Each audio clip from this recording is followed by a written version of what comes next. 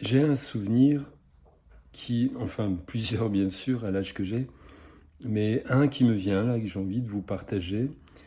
Comme tout le monde, je suis dans le vivant de l'expérience de la vie et des propositions que la vie me fait. J'ai vécu à un moment donné dans mon expérience de vie quelque chose de très difficile.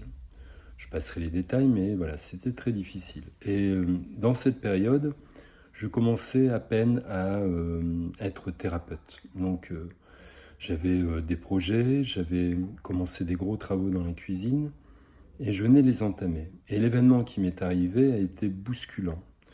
Tout a été remis en question, je me suis senti affalé par l'énergie négative qui venait de l'extérieur et voilà, et j'ai envie de dire sans aucune motivation de quoi que ce soit.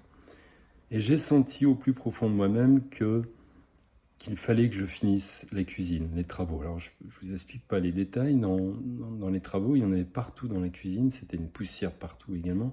Et dans la quinzaine de jours qui suivaient, je devais ouvrir mon cabinet.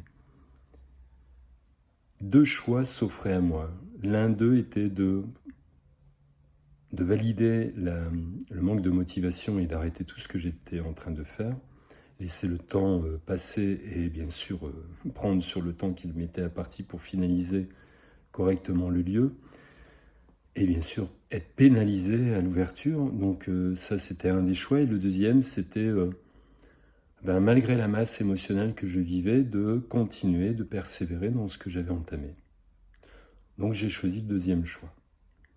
Et ce qu'il y a d'extraordinaire, c'est que je me souviens que les émotions étaient fortes, donc je pouvais pleurer en travaillant, je me vidais de toutes les larmes du corps, et malgré tout, je continuais à travailler.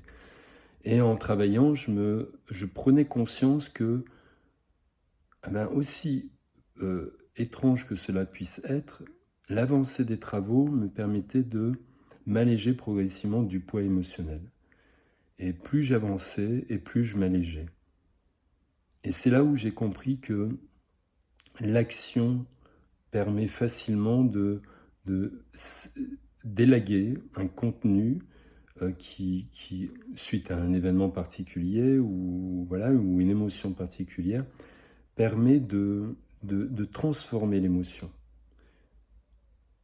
Lorsque j'ai fini cette pièce, il y avait une forme de satisfaction d'avoir atteint mon objectif qui fasse que oui, je vivais quelque chose de compliqué, mais je n'étais pas resté immobile dans ce poids, dans cette lourdeur qui faisait que passer dans ma vie.